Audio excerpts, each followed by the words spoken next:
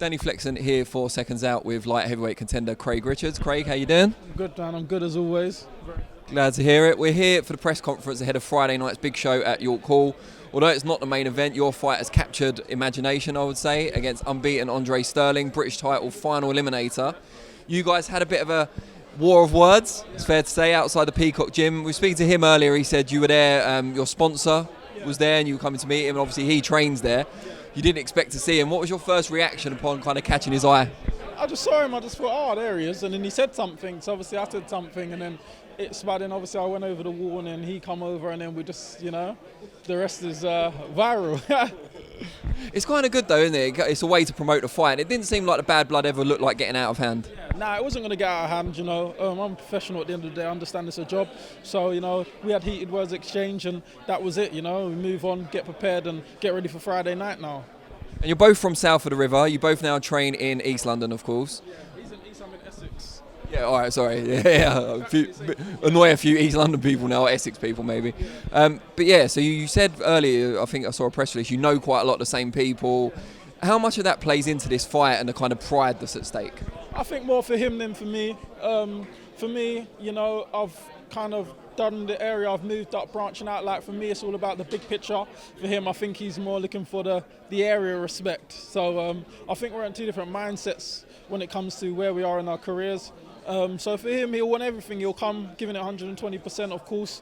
And, you know, it's for me just to end that, nip that in the bud. You're on a bit of a run, aren't you? 4 fights at light heavyweight, all gone by the end of the third round. So are you looking to does that mean anything to you? Are you looking to continue that streak? To be honest, it wasn't ever planned, you know. I mean, I'll take my time and I just box, and it comes, it comes. It's just, fortunately, they've all come. I've seen the opportunity within the 3 and I've got them all out of there. So, yeah, so if it happens and it comes again, I'll get him out of there, of course. You know, I won't go looking for it, but if it comes, it comes. So, yeah, and, you know, I've been a professional for a little while now. I've been at the stage where I've had the grudge matches, I've had the big shows, I've been, you know, it's all part and parcel now. So just for me, just keep professional, do my job, do what I've been worked on, and go out and execute the job, really. Now, we did a previous interview where we talked about Joshua Buatsi, who's the current British champion. You said the fight between you and him, you know each other quite well. It couldn't happen just with the British title on the line. There'd have to be something more at stake.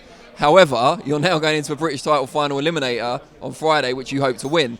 So where's that going to leave you, assuming all goes well on Friday? I don't know. I leave that down to my team and leave that down to everyone else, you know. All I got to do is focus on this Friday, and then once I get that box ticks, then I'll sit down and say, where do we go from here? But, you know, I can't overlook him. Got to focus on the task ahead, and then we'll go from there. But to clarify, regardless of the titles at stake, which is another issue, you would fancy the Buatsi fight as a fight?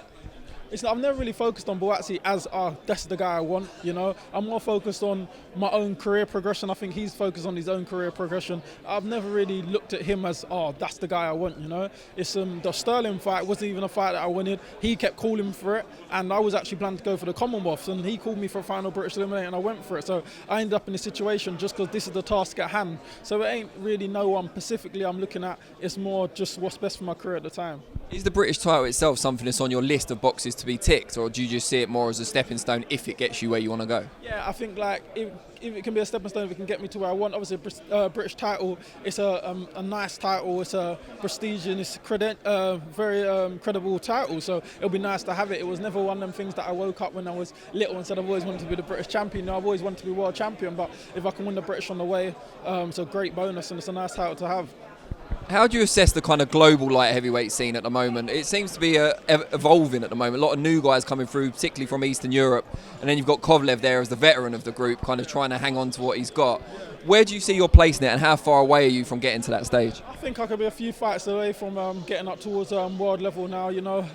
It's just going to be, if I beat Sterling, I think this will be like my 4th domestic champion I would have beat, you know. So there's not too long left I can keep hanging around at domestic level. Of course, still need the experience to compete at that level. These guys are very good, very strong, they're dangerous guys, so you've got to make sure you're very well prepared. You don't want to come up short. So maybe a few more fights, a couple more fights, get myself more seasoned and prepared, and working on a few more things I've been working on in the gym, and then move up there and go and try and win some world titles, you know.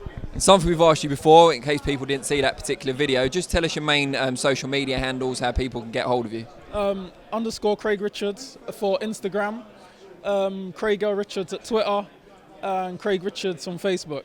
Brilliant. Well, I hope they got all that. I'm sure they did. And best of luck on Friday night.